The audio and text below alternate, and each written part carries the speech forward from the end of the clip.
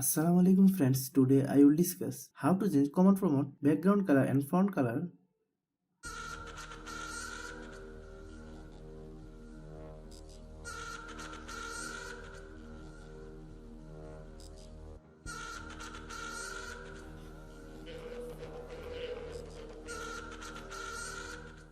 Right click start menu, then select run, type cmd and click enter.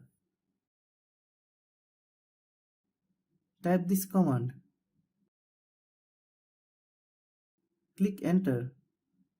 Here is the code of all colors. This part is the code of the background color.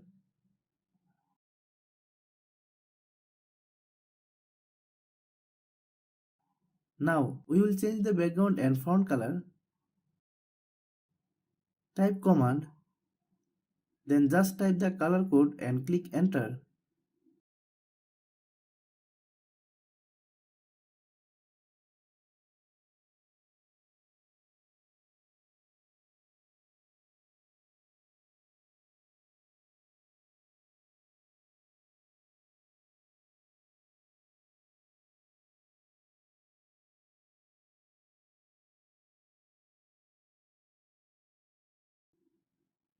Thanks for watching.